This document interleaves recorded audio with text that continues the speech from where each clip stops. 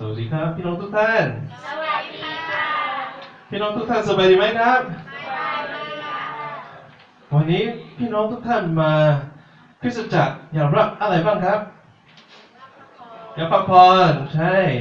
และวันนี้ให้เราเปิดใจดีไหมครับให้เราเปิดใจและให้เราขอพระยบริสุทธิ์มาสัมผัสจิตใจของเราให้เราเปิดใจในเช้าวันนี้และให้พระยบริสุทธิ์หนุนใจเราเพราะว่าพระบิดารักเราและพระบิดาให้พระคุณเราให้เรารู้จักพระบิดาให้เรามีพระคุณที่มาจากพระบิดาเพื่อเปลี่ยนแปลงชีวิตเราเอเมนไหมมาให้เราใช้เวลานี้ขอพระบริสุทธิ์เต็มชีวิตเราฮาเลลูยาฮาเลลูยาฮาเลลูยาข้าแต่พระเจ้าเราขอขอบคุณพระองค์สำหรับวันนี้ที่เรามีโอกาสมาฟังพระวจนะของพระเจ้า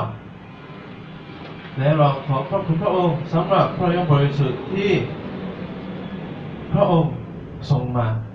เพื่อหนุนใจเราเพื่อเปลี่ยนแปลงจิตใจของเราเพราะว่าเรารู้ว่าเราเปลี่ยนแปลงจิตใจของเราเองไม่ได้แต่ว่าเราต้องมีฤทธิ์อำนาจที่มาจากพระยบริสุทธิ์เพื่อเปลี่ยนแปลงจิตใจเปลี่ยนแปลงชีวิตของเราเพราะฉะนั้นวันนี้เราขอพระยบริสุทธิ์เทลงมาขอพระยบริสุทธิ์เทลงมาสำหรับจิตใจของเราเติมล้นชีวิตของเราเปลี่ยนแปลงจิตใจของเราให้เรารู้จักพระองค์มากยิ่งขึ้นเพราะฉะนั้นเรามอบเวลานี้ให้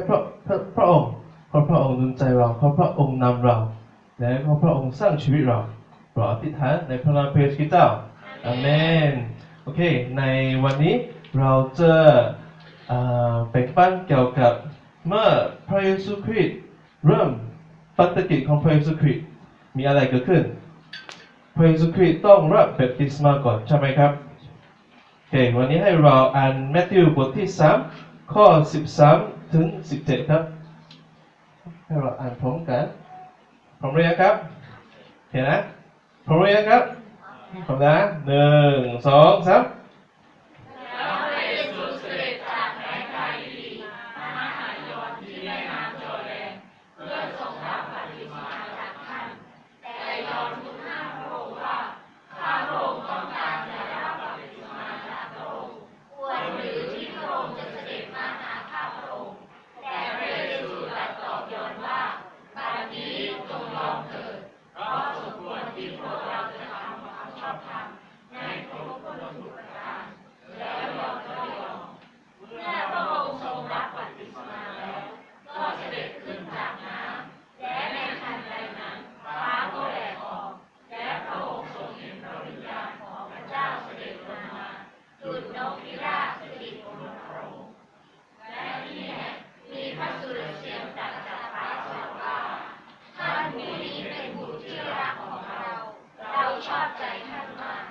เห็นไหมในข้อพระคัมภีร์นี้พูดถึงพระเยซูคริสต์กำลังจะเริ่มปฏิกิริยาใช่ไหมครับและพระเยซูคริสต์ไปไหนไปหาใครครับยอห์นเพื่อรับแบปติศมาใช่ไหมครับและยอห์นรู้สึกยังไงครับเมื่อพระเยซูคริสต์มาหาจอห์นเขาตกใจใช่ไหมทำไมเขาตกใจครับเพราะเขารู้ว่าพระเยซูคริสต์เป็นเมสสิยาและยอห์นควรรับแบปติศมาจากพระเยซูคริสต์มากกว่าใช่ไหมครับแต่ว่าในข้อพระคัมภีร์นี้คำถามคือทำไมพระเยซูคริสต์จะต้องรับแบปติศมาโอเคก่อนสิ่งนี้เกิดขึ้นใช่ไหมมีใครอื่นมาหายอห์นด้วยคนฟาริสีใช่ไหมครับก็มาหายอห์นและยอห์นอยากให้เขาทำอะไรให้เขากลับใจใหม่จากความบาปและไม่อยากให้ฟาริสีคิดว่าเพราะว่าเขามีเชื้อสายในอับราฮัมเขาคิดว่าเขาจะได้รอดเพราะว่าพระเจ้าสร้างบุตรของพระองค์ได้จากก้อนหินและ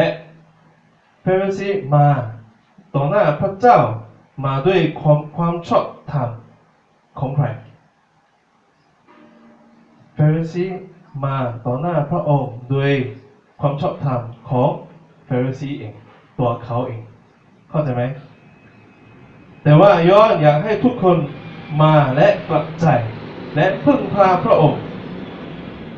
บอกกับพระองค์ว่าเราช่วยเราเองไม่ได้และเราต้องพึ่งพาพระองค์เราต้องการพระองค์มาช่วยเราเมื่อพระเยซูคริสต์มาพระเยซูคริสต์มาเป็นมนุษย์ใช่ไหมครับแต่ว่าพระเยซูคริสต์ไม่มีความบาปในชีวิตและพระเยซูคริสต์ต้องกลับใจไหมครับต้องไหมไม่ต้องใช่ไหมและพระเยซูคริสต์ต้องรับแบปติศมาไหมครับไม่ต้องใช่ไหมไม่ต้องใช่ไหมแต่ว่าทำไมพระเยซูคริสต์มารับแบปติศมาพระเยซูคริสต์อยากสำแดงอะไรเป็นแบบอย่างให้เราเห็นยังไงคือพึ่งพาพระองค์ยังไงคือเป็นผู้รับใช้ของพระองค์พระเยซูคริสต์บอกว่าอยากครับพระองค์รับแบปติศมาเพื่อทำความชอบธรรมให้ครบถ้วนทุกประการ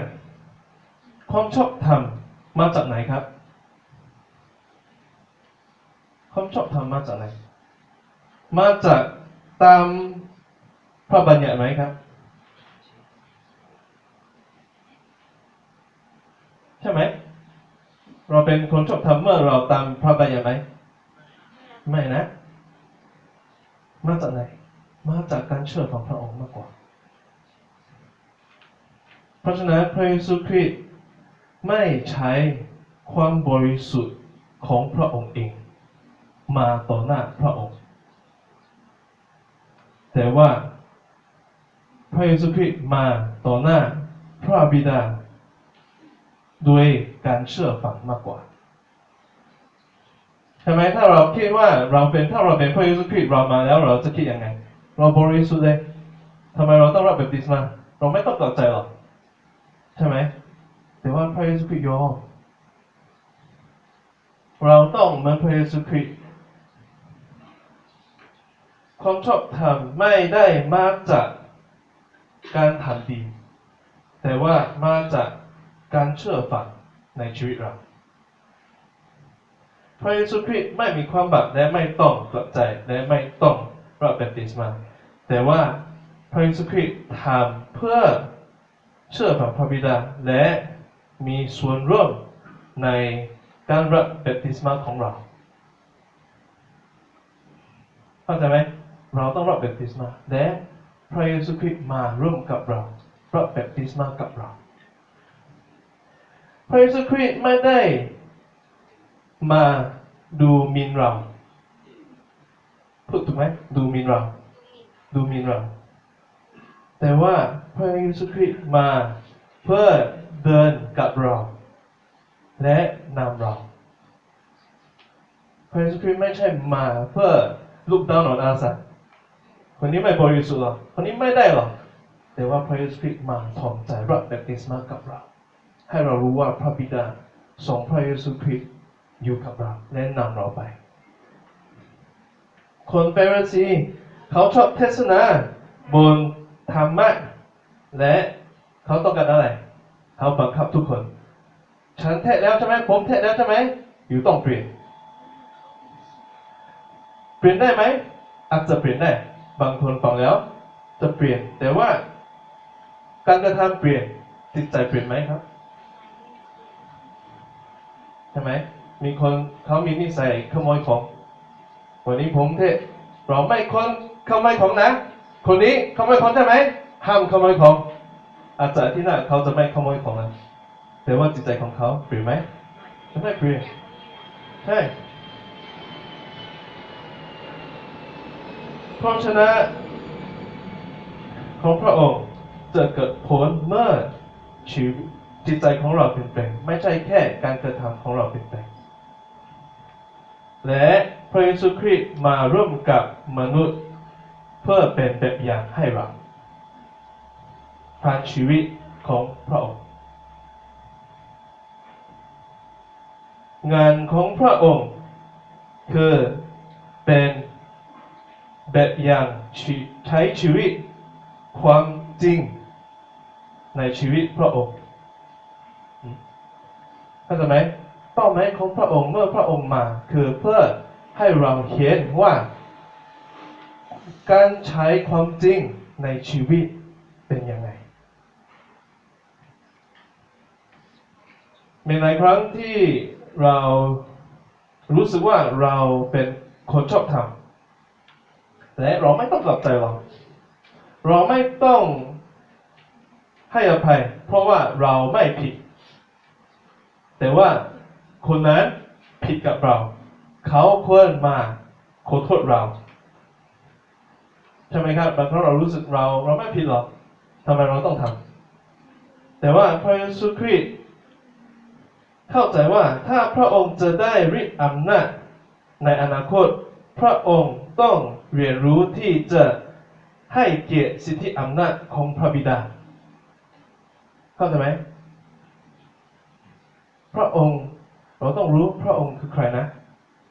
ผู้ที่สร้างวิวรณ์แต่ว่าพระองค์ต้องเชื่อฟังและถ่อมใจเพื่อรับใช้มนุษย์เพื่อทำให้แผนงานของพระบิดาเกิดขึ้นเมื่อพระเยซูคริสต์เป็นเด็กอยู่เราคิดว่าพระเยซูคริสต์ยุ่งกับทำอะไรครับ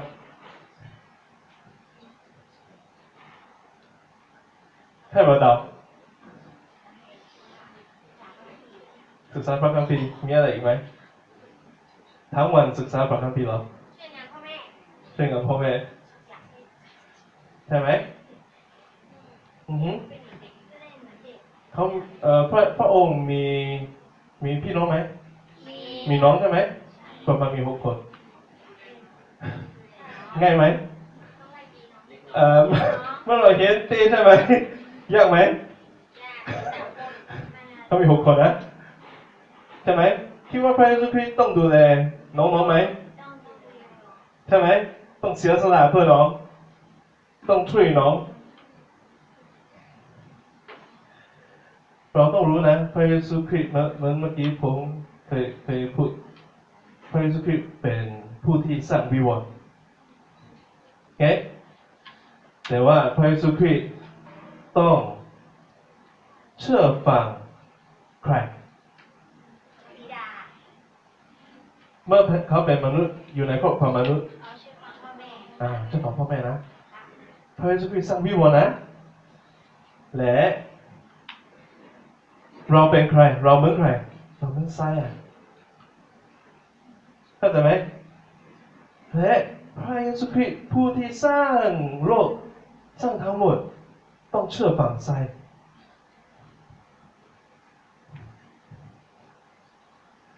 ถ่อมไหมใช่ไหมสำหรับผมใช่ไหมถ้าเราเป็นพระเยซูคริสต์เราเป็นผู้ที่สร้างวิวรณ์เรามาโลกนี้เราจะสำเร็จยังไงเรามีวิญญาณนั้นมา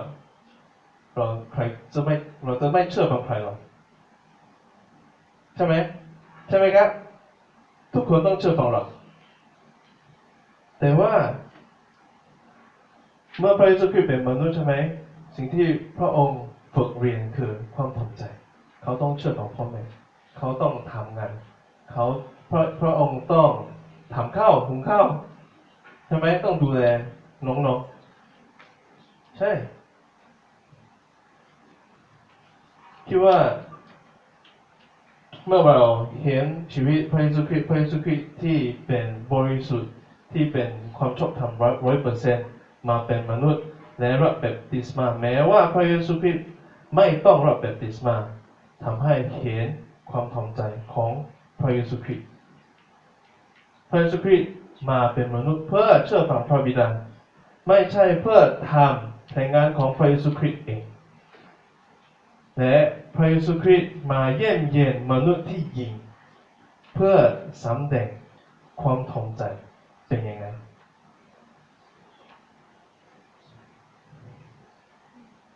เมื่อเราเห็นการรับแบปติศมาของพระเยซูคริสต์มีใครอยู่ครับ มีใครพระเยซูคริสต์เมื่อพระเยซูคริสต์รับแบปติศมามีใครอยู่มีคนมียอนมีพระวิญญาณบริสุทธิ์ไหมใช่ไหมแล้วก็มีพระบิดาใช่ไหมแต่เราเห็นพระเยซูคริสต์ด้วยเราเห็นใครอยู่เราเห็นตรีเอกานุภาพอยู่เมื่องานแห่งความรอดเข้ามามนุษย์เข้าในโลกนี้ทำไมเราเห็นตรีเอกานุภาพมาเริ่มต้นปัตตกิจของพระเยซูคริสต์แล้วเราจะคิดว่านี่เกี่ยวกับชีวิตเราอย่างไงผมคิดว่านี่ข้อพระคัมภีร์นี้เป็นสิ่งที่สำคัญให้เรารู้ว่าพระวิญญาณบริสุทธิ์พระบิดาและพระบุตรทำให้เราเติบโตในชีวิตฝ่ายวิญญาณของเราได้ให้เราข้อหนึ่งให้เราอ่านด้วยกันพระวิญญาณบริสุทธิ์พระวิญญาณบริสุทธิ์ให้เรามีฤทธิ์อำนาจในการใช้ชีวิตตามน้ำพระทัยของพระเจ้าเมื่อพระเยซูคริสต์มาในโลกนี้พระเยซูคริสต์เป็นมนุษย์เหมือนเราแต่พระเยซูคริสต์มีฤทธิ์อำนาจใช่ไหมครับแต่ว่าพระเยซูคริสต์เลิกใช้ฤทธิ์อำนาจของพระเยซูคริสต์ไหมไม่ใช่พระเยซูคริสต์มาเป็นมนุษย์เหมือนเราพระเยซูคริสต์เหนื่อยพระเยซูคริสต์หิวกระหายพระเยซูคริสต์ต้องพึ่งพาพระเจ้าเพื่อให้พระเจ้าดูแลพระเยซูคริสต์เพราะฉะนั้นก่อนพระเยซูคริสต์เริ่มปันตกิจพระเยซูคริสต์มาหายอนเพื่อรับแบปติศมาและเพื่อให้พระวิญญาณบริสุทธิ์เติมล้นให้เราอ่านลูกาบทที่5ข้อ17ครับ1 2 3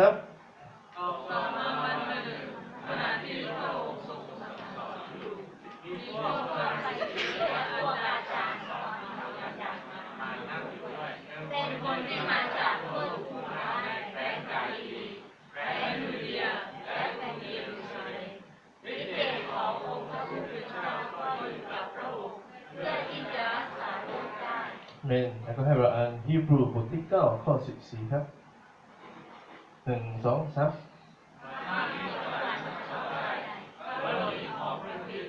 ผู้ทรงถวายพระองค์เองที่ปราศจากตำหนิแด่พระเจ้าโดยพระวิญญาณเดียวกันก็จะทรงชำระอโมฆะของเรา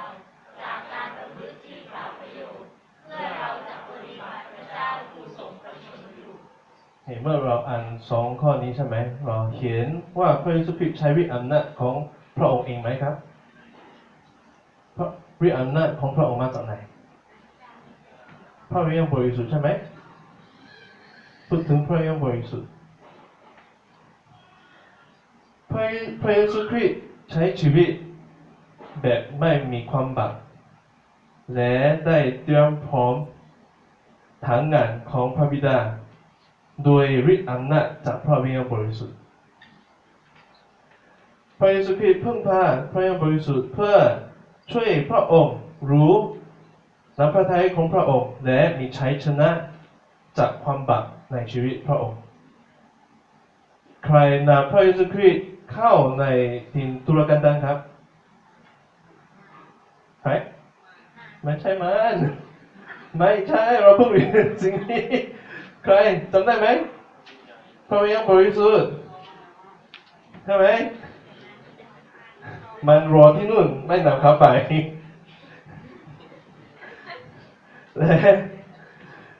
และพระเยซูคริสต์มีชัยชนะไหมในการทดลองจากมารซาตานทำไมพระเยซูคริสต์ชนะได้พระวิญญาณบริสุทธิ์อยู่กับพระเยซูคริสต์ไหมเมื่อพระเยซูคริสต์เข้าถึงทุรกันดารเพราะว่าก่อนหน้านั้นพระเยซูคริสต์รับแบปติศมาและรับพระวิญญาณบริสุทธิ์ใช่ไหมเป็นในครั้งในชีวิตเราถ้าเราไม่พึ่งพาฤทธิ์อำนาจที่มาจากพระวิญญาณบริสุทธิ์ เพื่อมีความสัมพันธ์กับพระบิดาเราจะทำยังไงเราจะใช้วิธีของเราเองเราจะใช้ความดีของเราเองเราจะใช้อำนาจของเราเองเพื่อมีความสัมพันธ์กับพระบิดาเวิร์กไหมครับไม่เวิร์กใช่ไหมไม่เวิร์กเราทำดีทำมากแค่ไหนเพื่อให้พระบิดารักเราได้ไหมทุกวันเราต้องอธิษฐาน5 ครั้งไม่ได้ใช่ไหมถ้าเราใช้ชีวิตอย่างนั้นใช่ไหมเราจะเป็นเฟริสีเราคิดว่าถ้าเราทำสิ่งที่ดีเราจะมีความสัมพันธ์กับพระองค์ที่ดีแต่เมื่อเราล้มเหลวและเราไม่ได้สิ่งที่เราต้องการจากเพื่อนของเราครอบครัวของเราพี่น้องของเราเราจะรู้สึกยังไงโกรธเราจะรู้สึกล้มเหลวเพราะว่าและเราจะเริ่มต้องการพระองค์ทำแผนงานของเราแต่ว่าเมื่อเราใช้ชีวิตในพระวิญญาณบริสุทธิ์เราทำดีเพราะว่าเราเติมล้นพระวิญญาณบริสุทธิ์ที่บอกกับเราว่าเราเป็นลูกของพระบิดานี่เป็นจุดเริ่มต้นที่สำคัญฟังแล้วไม่คล้ายกันนะแต่ว่าถ้าจุดเริ่มต้นผิดผลจะไม่เหมือนกันนะเมื่อเราพึ่งพาพระวิญญาณบริสุทธิ์เรารู้ว่าพระบิดาอยู่เหนือทุกอย่างอยู่เหนือทุกสิ่งและบางครั้งเราพลาดเมื่อเราพลาดเราจะทำให้น้ำพระทัยของพระเจ้าพังไหม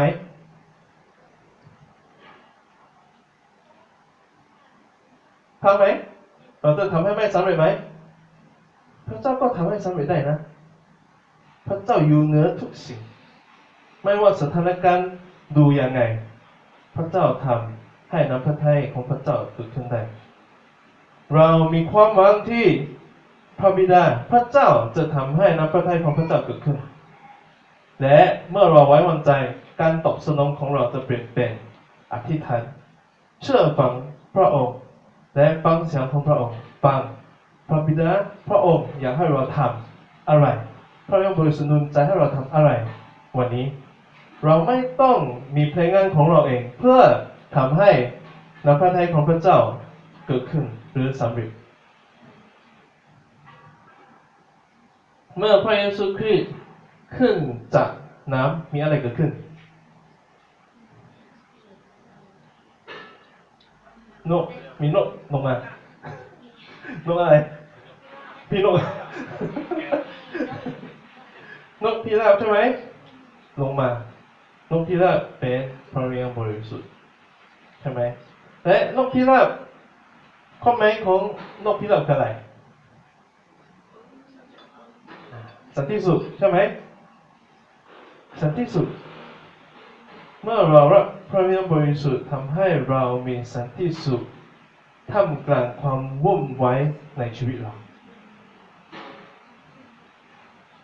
เมื่อเรารับพระวิญญาณบริสุทธิ์ทำให้เรามีสันติสุขในท่ามกลางเมื่อเรากำลังทำเพลงงานของเราเองทำให้ชีวิตเราวุ่นวายแต่ว่าเมื่อพระวิญญาณบริสุทธิ์อยู่ท่ามกลางในชีวิตเราทำให้เรานิ่งทำให้เราตั้งสติทำให้เราได้ยินเสียงของพระเจ้านี่เป็นสิ่งที่สำคัญมากนี่เป็นสิ่งที่ทำให้พระเยซูคริสต์สำเร็จในปฏิกิจของพระองค์ถ้าเราสังเกตพระชีวิตหรือปฏิกิจพระเยซูคริสต์และเราต้องพิจารณาตามมรรคฐานในสมัยนี้เราจะคิดว่าพระเยซูคริสต์สำเร็จไหมสำเร็จไหมเขามีคริสตจักรใหญ่ไหมพระเยซูคริสต์มีโบสถ์มีตึกไหมไม่มีพระเยซูคริสต์สุดท้ายมีสาวกกี่คน12 คนใช่ไหมสุดท้ายก็วิ่งหนีไหมสุดท้ายเราคิดว่าโอ้คนนี้สำเร็จเลยสำเร็จไหมถ้าให้ผมพิจารณานะผมเห็นเปโรซีเก่งมากเขาตั้งโบสถ์เขามีตึกใหญ่เขามีสมาชิกเยอะใช่ไหมเราจะคิดว่านี่เป็นเพลงของพระเจ้ามากกว่าใช่ไหม แต่ว่าพระเยซูคริสต์ตั้งใจทำอะไรพระเยซูคริสต์จดจ่อในการทำตามใจงานของพระเจ้าและไม่ตามหามรรคทางของมนุษย์ตอนพระเยซูคริสต์ทำปาฐกิจมีมนุษย์มาไหมและอยากให้พระเยซูคริสต์ทำนี่นู่นอยู่คนทำอย่างนี้อยู่ต้องทำอย่างนั้นมีไหมเยอะแยะใช่ไหมพระเยซูคริสต์ควรต่อต้านโรมใช่ไหมอยากให้พระเยซูคริสต์นำชาวยิวและไล่ออกรัฐบาลเป็นโรมใช่ไหมแต่ว่าพระเยซูคริสต์ทำไหมไม่เพราะว่านี่ไม่ใช่น้ำพระทัยของพระบิดา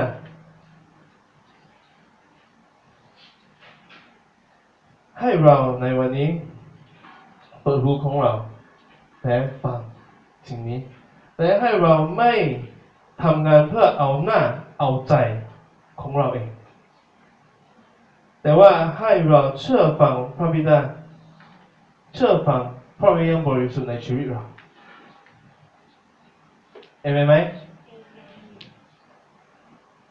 ความสำเร็จที่พระเยซูได้มาจากความสัมพันธ์และความสัมพันธ์กับพระบิดาผ่านพระวิญญาณบริสุทธิ์เขารู้จักพระวิญญาณบริสุทธิ์เขาพระองค์ฟังเสียงของพระวิญญาณบริสุทธิ์และพระวิญญาณบริสุทธิ์นำพระเยซูคริสต์ถ้าพระเยซูคริสต์ต้องให้พระวิญญาณบริสุทธิ์นำเราเองได้ไหมไม่ได้เราใช้สติปัญญาของเราเองไม่ได้โอเคข้อที่สองพระบิดาขอพระทัยลูกของพระองค์หลังจากพระวิญญาณบริสุทธิ์เทลงมาและฝาแหวกออกและมีอะไรเกิดขึ้นมีเสียงตรัสว่าท่านผู้เราชอบแต่ท่านมากพระบิดาชอบใจพระเยซูคริสต์มากทำไมพระบิดาพูดอย่างนี้กับพระเยซูคริสต์ทำไมพระบิดาชอบใจท่านมากเชื่อป่ะมีอะไรอีกไหมแต่ว่าพระเยซูคริสต์ยังไม่รับปฏิกิริยาใช่ไหมพระเยซูคริสต์ยังไม่ทำปฏิกิริยาของพระเจ้าอย่างแต่ความหมายคืออะไรเมื่อพระบิดาบอกกับพระเยซูว่าเราชอบใจท่านมากทำไมพระบิดาชอบใจพระเยซูคริสต์มากเพราะว่าพระเยซูคริสต์ทำเยอะพระเยซูทำดีไหมไม่ใช่ไหมคำตอบคือเพราะว่าพระเยซูคริสต์เป็นบุตรของพระองค์ของพระบิดาใช่ไหมเป็นบุตรไม่ใช่เพราะว่าพระเยซูคริสต์ทำนี่นู่นที่เก่งแต่ว่าพระเยซูคริสต์เป็นบุตรของพระบิดาพระเยซูคริสต์เป็นบุตรของพระบิดาที่เป็นผู้รับใช้กษัตริย์และพระเยซูคริสต์ช่วยมนุษย์ให้รอดนี่เป็นสิ่งที่พระเยซูคริสต์จะทำแต่ว่าพระเยซูคริสต์ยังไม่ทำแต่ให้เราอ่านมัทธิวบทที่3ข้อ17 1 2 3และนี่แหละมีพระสุรเสียงตรัสจากฟ้าสวรรค์ว่าท่านผู้นี้เป็นบุตรที่รักของเราชอบใจท่านมากถ้านี่เป็นสิ่งที่พระบิดาบอกกับพระเยซูคริสต์และเมื่อเรารับเชื่อในพระเยซูคริสต์เกี่ยวกับเราไหมยังไงพระเยซูคริสต์พระบิดาจะเขียนว่ายังไงบอกกับเราอะไรเนี่ยคือเพราะว่าเราทำดีไหมไม่ใช่เราทำดีมากเลยพระบิดาพระทัยเราพระทัยพระบิดาเลยใช่ไหมไม่ใช่พระบิดารักเราเพราะว่าเราเชื่อในพระเยซูคริสต์และเราเป็นบุตรของพระบิดาเมื่อเรา ถ้าเราฟังพระบิดาเมื่อเราฟังพระบิดาตรัสสิ่งนี้กับเรารู้สึกยังไงเราจะรู้สึกยังไงครับว้าวใช่ไหมว้าวทำไมว้าวทำไมว้าวเพราะเราควรไหมเราไม่สมควรเราไม่สมควรได้สิ่งนี้แต่ว่าพระบิดาเลือกเราพระบิดาเลือกเราและพระบิดารักเราเมื่อเรารักพระเยซูคริสต์ในชีวิตเราได้ความบริสุทธิ์ของพระเยซูคริสต์และพระบิดาจะทำให้เราพอพระทัยพระบิดาเมื่อผมยังไม่เป็นคริสเตียนผมรู้สึกว่าชีวิตผมเป็นชีวิตที่ล้มเหลวเพราะว่าทุกสิ่งที่ผมทำก็ไม่ค่อยสำเร็จและบางครั้งผมก็รู้สึกพระเจ้าโกรธกับผมชีวิตผมไม่พอพระทัยพระเจ้าแน่นอนเพราะว่าผมไม่ใช่คริสเตียนและผมไม่ประสบความสำเร็จในชีวิตผมและทุกครั้งทุกวันผมก็กลัวไม่รู้วันนี้จะมีอะไรที่แย่เกิดขึ้นไหมเพราะบางครั้งผมก็รู้สึกขอโทษนะซวยหน่อยซวยใช่ไหมซวยเหมือนทุกอย่างที่ไม่ดีจะเกิดขึ้นในชีวิตผมก็กลัวเพราะว่าผมแก้ปัญหาไม่ได้กลัวมากเลยผมใช้ชีวิตแบบวันนี้จะมีอะไรที่แย่เกิดขึ้นไหมน่ากลัวมากแต่ว่าเมื่อผมมารู้จักพระเจ้าและรักความรักของพระบิดาผมรับการชำระความบาปพระเจ้ายกโทษบาปของผมและเปลี่ยนผมเปลี่ยนจากศัตรูเปลี่ยนเป็นบุตรของพระบิดาเข้าใจไหมเมื่อก่อนเมื่อผมไม่ใช่คริสเตียนผมเป็นศัตรูกับพระเจ้าแต่ว่าเมื่อผมเป็นลูกของพระเจ้าผมได้ความรักและเมื่อพระเจ้าเห็นชีวิตผมสิ่งที่พระเจ้าเห็นคืออะไรคนนี้ทำผิดอันนี้ยังไม่ทำอันนี้ก็ไม่ดีหรือเปล่าไม่ใช่พระเจ้าเห็นงานที่สำเร็จจากงานของพระเยซูคริสต์ในชีวิตผมพระเจ้าเห็นสิ่งที่จะเกิดขึ้นในอนาคตเรากำลังเดินทางอยู่แต่ว่าสิ่งที่พระเจ้าเห็นคือพระเจ้าทำพระเยซูคริสต์ไถ่บาปของผมสำเร็จแล้ว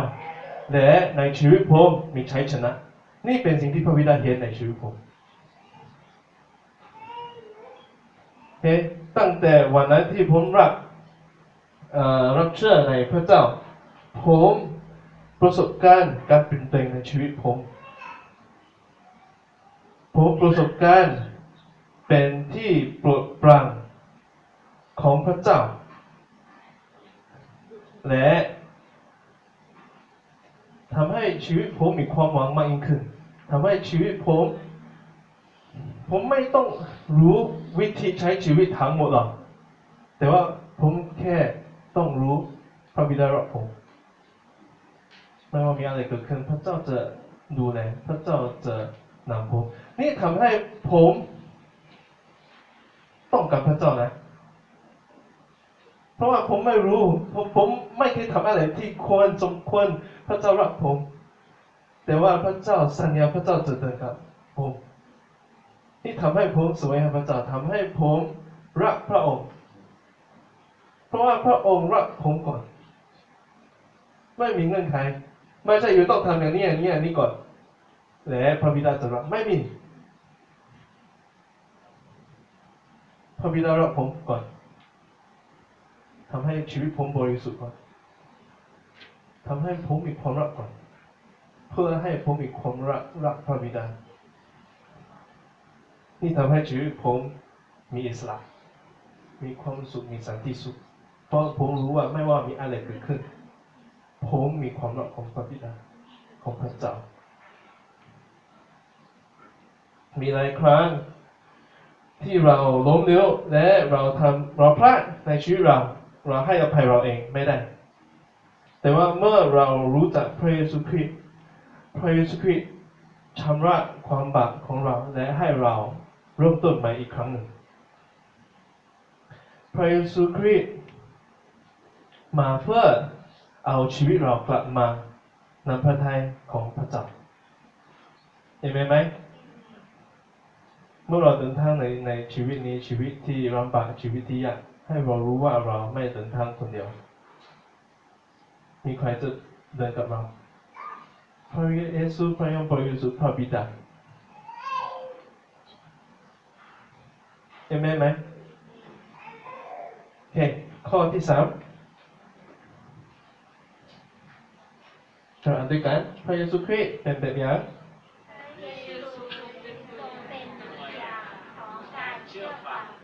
อาเมนพระเยซูคริสต์มาเพื่อให้เราเห็นการใช้ชีวิต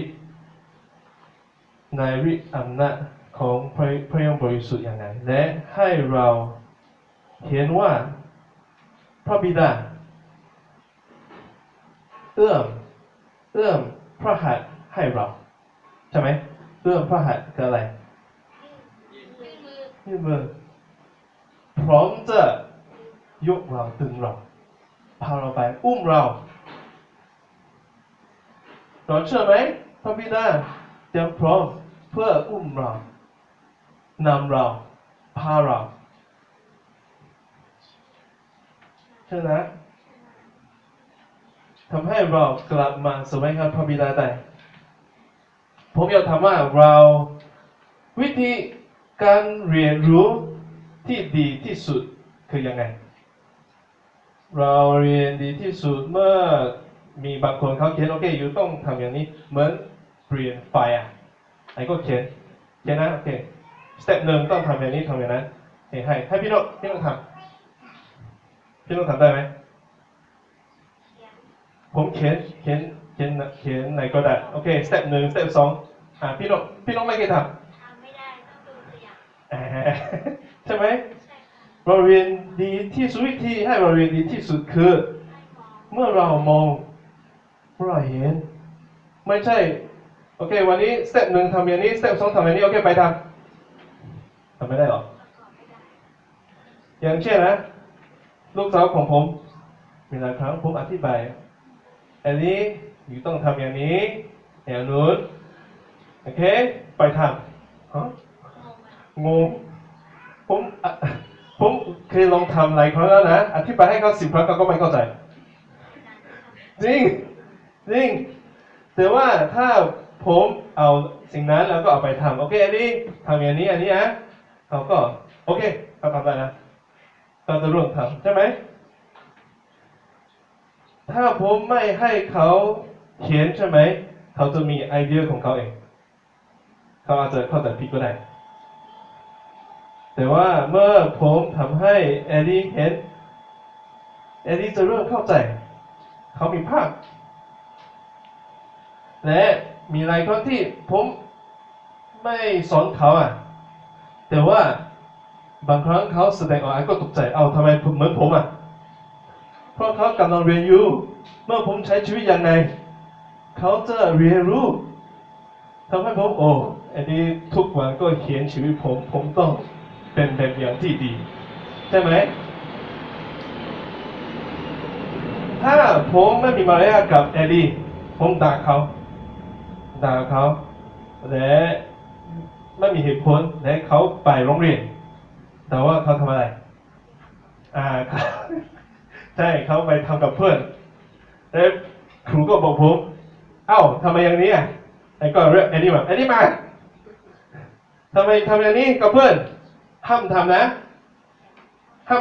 ไม่ได้นะคิดว่าไอ้นี่จะเชื่อผมไหมทำไมผมสั่งเขาแล้วนะไม่ได้นะไม่ได้อยู่ทำไม่ได้แต่ว่าอยู่ไม่ได้นี่ผิดนะเรียนรู้ไหมไม่ใช่ไหมเพราะว่าเขาเรียนรู้จากการกระทำ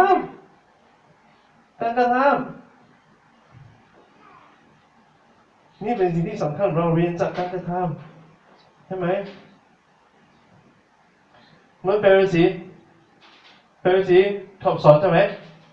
สอนแล้วก็สุดท้ายมีอะไรเกิดขึ้นเขาทำได้ไหมเขาทำไม่ได้เลยบางครั้งเรารู้ทฤษฎีเกี่ยวกับบางสิ่งบางอย่างแต่ว่าถ้าเราไม่เคยเขียนใช้ในชีวิตอย่างไรเราจะไม่เข้าใจเราจะใช้ทฤษฎีสิ่งนี้ในชีวิตเราไม่ได้และพระเยซูคริสต์มาเป็นแบบอย่างให้เรา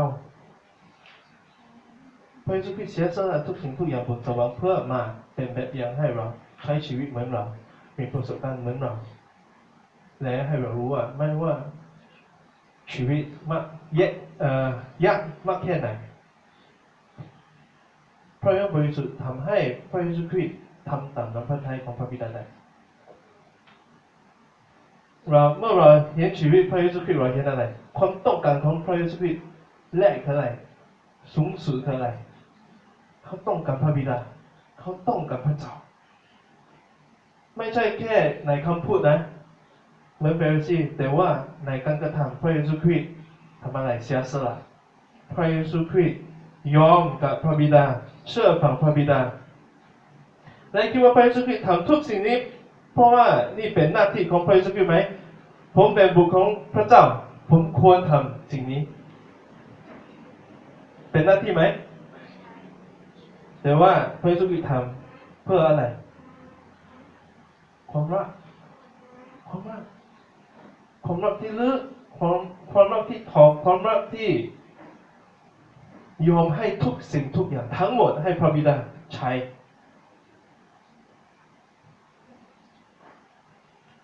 พระเยซูคริสต์ไม่ใช้วิ่งในข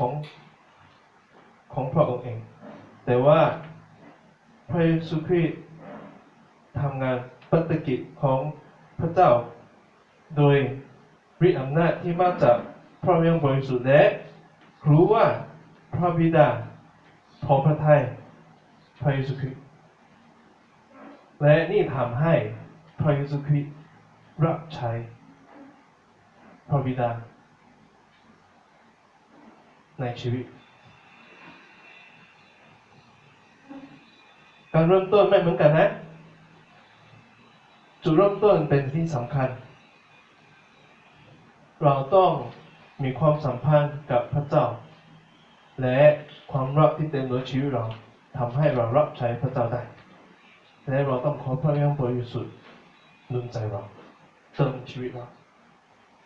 เพราะฉะนั้นในเช้าวันนี้ให้เรา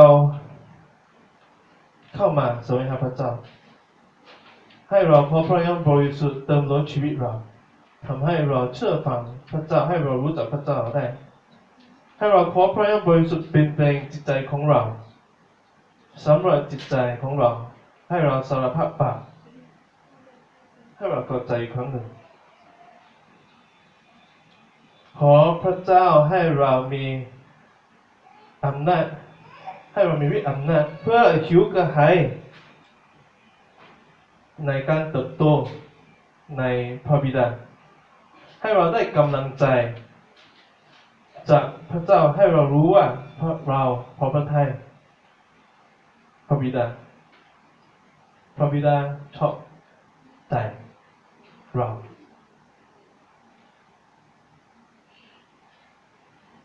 ให้เรารู้ว่าเรามีความบาปในชีวิตเราแต่ว่าพระบิดาทรงรักเราและให้เรามีโอกาสอีกครั้งหนึ่งเดินกับพระเจ้าและพระเยซูคริสต์มาเพื่อสำแดงชีวิตที่รักพระบิดาโดยความรักให้เราใช้เวลานี้อธิษฐานให้เราใช้เวลานี้ทบทวนจิตใจของเราเราเคยขอพระวิญญาณบริสุทธิ์ช่วยเราไหมหรือปกติเราใช้ชีวิตเป็นคริสเตียนใช้ส่วนตัวเรามีปัญหาเราก็แก้ปัญหาในวิธีของเราเองหรือเราตอบสนองโดยอธิษฐานเราตอบสนองโดยขอพระวิญญาณบริสุทธิ์ช่วยเรารู้สึกเศร้าวันนี้เรารู้สึกผิดวันนี้แต่ว่าขอพระวิญญาณบริสุทธิ์ให้เรารู้ว่าเราเป็นลูกของพระเจ้าทำให้เรามีความหวังให้เรามีการชื่นชมยินดีบางครั้งเราพลาดใช่ แต่ว่าพระบิดาบอกกับเราลูกเอ๋ยให้เราพระบิดาให้เราเริ่มใหม่อีกครั้งหนึ่งให้เราใช้เวลานี้พึ่งพาพระองค์บริสุทธิ์ให้เราขอพระองค์บริสุทธิ์เติมล้นชีวิตเราอีกครั้งหนึ่งเราใช้วิธีของเราไม่ได้เราใช้กำลังของเราไม่ได้ให้เราพึ่งพาพระองค์ขอพระองค์บริสุทธิ์ช่วยเราให้เรารู้เราเป็นบุตรเราเป็นลูกของพระบิดาและให้เราเห็นชีวิตพระเยซูคริสต์ที่ทองที่รักพระบิดาฮาเลลูยาฮาเลลูยาฮาเลลูยาฮาเลลูยาฮาเลลูยาในเวลานี้เราจะเข้าสู่พิธีมาสนิทพิธีมาสนิทเป็นพิธีสำหรับคริสเตียนถ้าเรามีเพื่อนที่อยู่ที่นี่ที่ยังไม่รับแบปติศมาหรือยังไม่รับพระเยซูคริสต์ในชีวิตขอให้ถ้วยนั้นผ่านไปให้เราใช้เวลานี้ทบทวนในจิตใจของเราให้เราฟังเสียงฟังพระเยซูบริสุทธิ์บอกกับเราว่าพระบิดาชอบใจเราเพราะเราเป็นบุตรเราเป็นลูกของพระเจ้าถ้าเราไม่ใช้ชีวิตเหมือนลูกที่ไม่มีพ่อแม่แต่ว่าให้เรารู้ว่าพระเจ้าห่วงใยเราพระเจ้ารักเราให้เรากลับมาแสวงหาพระเจ้าอีกครั้งหนึ่งเรามีอิสระเราชีวิตเราจะเปลี่ยนแปลงไม่ใช่ด้วยความกดดันแต่ว่าโดยความรักที่มาจากพระเจ้าความรักทำให้เราเปลี่ยนแปลงได้ความรักทำให้เรามีความมองได้ให้เรารู้ว่าบางครั้งเราพลาดแต่ว่าพระบิดากำลังบอกกับเราลุกขึ้นมาทำได้อีกครั้งหนึ่งให้เราลองอีกครั้งหนึ่งพระเจ้าทรงช่วยเราพระเจ้าทรงรักเราฮาเลลูยาฮาเลลูยาฮาเลลูยาฮาเลลูยาในคืนที่เขาทรยศพระเยซูองค์พระผู้เป็นเจ้าพระองค์ทรงหยิบขนมปังเมื่อขอบพระคุณแล้วทรงทรงหักและตรัสว่านี่เป็นกายของเราซึ่งให้แก่ทั้งหลายจงทำอย่างนี้เพื่อระลึกถึงเราความรักเราเห็นความรักเมื่อพระเยซูคริสต์ร่างกายของพระเยซูคริสต์โดนแตกหักเพื่อเราความหวังที่เรามีเป็นสิ่งที่ฟรีแต่ว่าราคาสูงมาก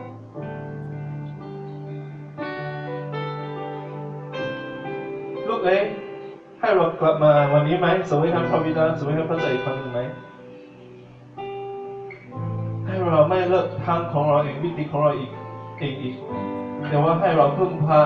พระองค์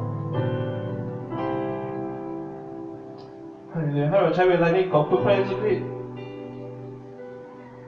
ที่พระเยซูคริสต์เป็นรักความรักยิ่งใหญ่เพื่อพระเยซูคริสต์ตายเพื่อเรา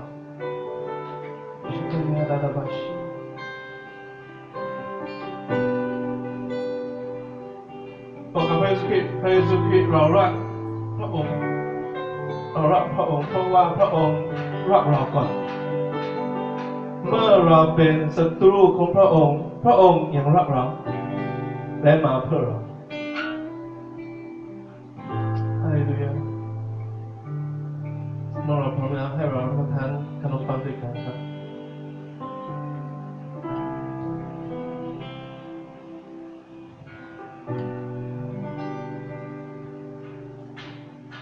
หลังจากรับประทานอาหารแล้วพระองค์ทรงหยิบถ้วยโดยอาการอย่างเดียวการตรัสว่าถ้วยนี้คือพันธสัญญาใหม่โดยโลหิตของเราจงทำอย่างนี้เพื่อระลึกถึงเรานี่เป็นโลหิตของพระเยซูคริสต์ ผู้โลหิตที่ล้างบาปชำระบาปของเราให้เราเป็นไทยให้เรามีโอกาสอีกครั้งหนึ่งให้เราเริ่มต้นอีกครั้งหนึ่งในพระเจ้าและไม่ว่าเราล้มเหลวมากแค่ไหนพระโลหิตของพระเยซูคริสต์ล้างบาปของเรา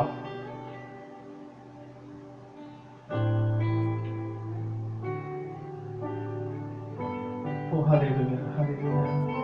พระเยซูคริสต์เราวันนี้เข้าสู่พันธสัญญาใหม่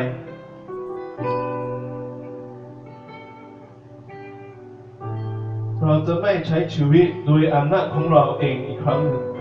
แต่ว่าเราพึ่งพาพระองค์เราเขียนถึงความรักของพระเยซูคริสต์ของพระเจ้าในวันนี้เราใช้ชีวิตเป็นลูกของพระเจ้าเพราะว่าเราประทานในร่างกาย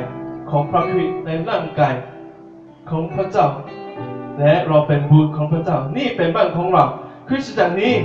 เป็นครอบครัวของเราเราจะใช้ชีวิตทำตามและรักพระบิดารักคริสตจักร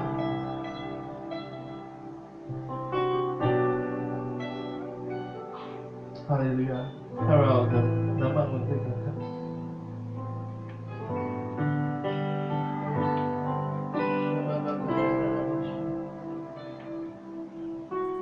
ท่านในพระเจ้าเราขอบคุณพระองค์ที่พระองค์รักเราที่พระองค์เสียสละเพื่อเราเพื่อทำให้เรารู้ว่าเราเป็นที่รักยิ่งของพระเจ้าและพระเจ้าอยู่กับเราเมื่อเราดำเนินชีวิตทุกๆวันเรามีพระองค์บริสุทธิ์ช่วยเราเติมล้นเราให้เรามีความหวังให้เรารู้จักพระบิดาเรามีกำลังใจที่มาจากพระบิดาให้เรารู้ว่าพระบิดารักเราและเรามีพระเยซูคริสต์เป็นแบบอย่างให้เรารู้เราต้องใช้ชีวิตอย่างไรควรใช้ชีวิตอย่างไรฮาเลลูยาขอพระเจ้าเปลี่ยนชีวิตเราและให้เรามีความเข้าใจอีกครั้งหนึ่งฮาเลลูยาขอพระองค์บริสุทธิ์เทลงมาเทลงในชีวิตเราให้เราพึ่งพาพระองค์บริสุทธิ์ฟังเสียงของพระเจ้าและเราจะมีชัยชนะในชีวิตเราอย่ามอบเวลานี้ให้พระเจ้าขอพระเจ้าดลใจเราเราที่ท่านในพระนามพระเยซูคริสต์เจ้าอาเมนให้เราจะร้องเพลงนี้กันครับเขาเป็นแก้วตาดวงใจเขาเป็นแก้วตาดวงใจแต่ขาดหนทางเป็นไทยสร้างข้าขึ้นใหม่ด้วยรักไม่มีเงื่อนไขก็จึงขอมอบชีวิตติดตามด้วยใจซื่อตรงถวายทุกสิ่งที่มีถวายหมดทั้งชีวิตอยู่เพื่อสรรเสริญเราร้องได้กันอีกครั้งหนึ่งทรงเรียกข้าว่าบุตรที่รักทรงเรียกข้าว่าบุตรที่รักทรงชำระล้างบาปมากมายให้ข้าได้เข้าพบประพาชิดใกล้กอดข้าด้วยอ้อมแขนอุ่นใจ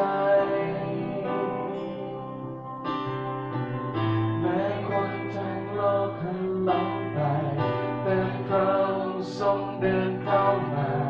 ทำให้ชีวิตมีคุณค่าแม้ไม่มีใครที่เข้าใจแต่พระองค์มองที่ข้างในและทำให้ข้าได้รู้ว่า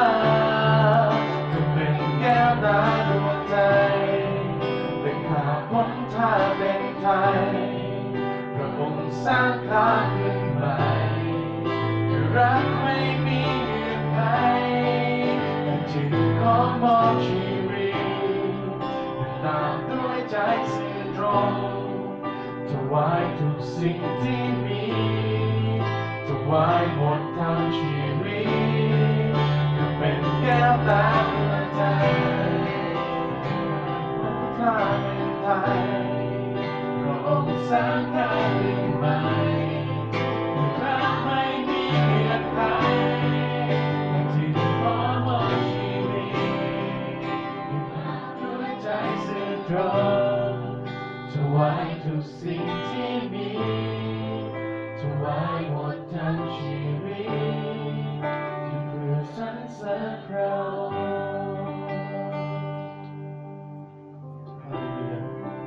ท่านพระเจ้าในเช้าวันนี้เรามอบชีวิตของเราให้พระองค์อีกครั้งหนึ่งพระเจ้าใช้เราพระเจ้าทรงช่วยเหลือเราให้เรามีประสบการณ์ในการจัดเตรียมของพระองค์ที่เราไม่ต้องเดินทางคนเดียวแต่ว่าพระเจ้าให้เรามีพระวิญญาณบริสุทธิ์พระบิดาพระบุตรนำเราอยู่กับเราเพราะฉะนั้นขอพระเจ้าให้เราเพราะพระเจ้าเป็นความหวังของเราพระเจ้าเป็นความคาดตอบของเราและให้เรามีชัยชนะในชีวิตเราให้เราตั้งในใจเราจะไม่ใช้วิธีของเราจะไม่ใช้สิ่งที่เราต้องการในชีวิตเราแต่ว่าเราต้องการวิธีของพระเจ้าให้เรามีใจที่ใจเย็นใจที่พึ่งพาใจที่ถ่อมเพราะฉะนั้นเรามอบพี่น้องให้พระเจ้าให้พระองค์ขอพระองค์ดูแลขอพระองค์เปลี่ยนแปลงชีวิตเราอธิษฐานในพระนามพระเยซูคริสต์เจ้าฮาเลลูยา